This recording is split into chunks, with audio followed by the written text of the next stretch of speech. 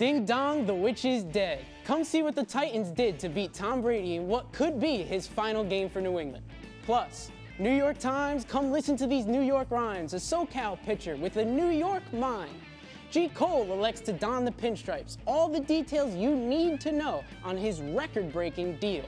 And finally, the St. Louis Blues nabbed that elusive first cup, capping off a historic comeback season. All this and more coming up on Full Sail Live. Let's go.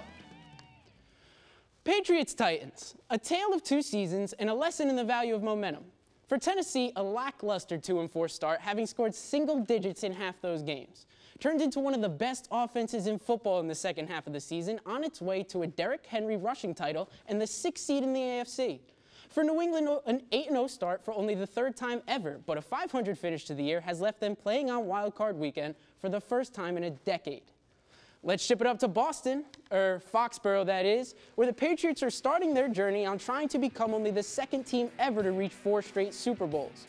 But do your job disciple Mike Vrabel and running back Derrick Henry had other plans, as it was a steady diet of the former Heisman winner, rushing and receiving his way through that vaunted Pats D that was so good this year. This score here would put Tennessee up 1 going into the break, and that would prove to be enough, as New England just couldn't get anything going on offense.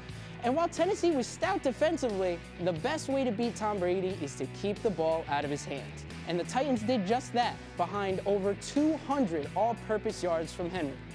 The Patriots should have one last chance here backed up against their own end zone, but the ball would be deflected and picked off by former Pat Logan Ryan, brought into the house, capping off the upset victory for the Titans, sending New England into an offseason filled with questions, and for Tennessee, a date with top-seeded Baltimore and MVP hopeful Lamar Jackson.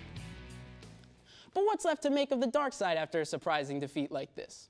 As everyone knows, this offseason is a big one for Tommy and the Pats. He becomes a free agent for the first time in his career, and there are questions of whether or not he might just hang up the cleats altogether. For the first time in my life, Patriot fans are going into the summer not knowing who the quarterback is and unsure on the future of the franchise as a whole. The Garrett Cole sweepstakes are finally over, with the dominant right-hander opting to go for a shave and a haircut.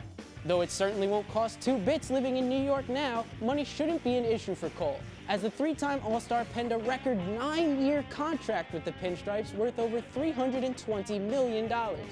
The Yanks outbid the Dodgers and Angels for the former UCLA Bruins talents, among others, and although born and raised in Newport Beach, Cole told New York press both he and his father have always been Yankee fans. Hey Peyton, check this tune out. Breeze just broke your touchdown record. On Monday night, New Orleans quarterback Drew Brees broke Peyton Manning's career touchdown mark.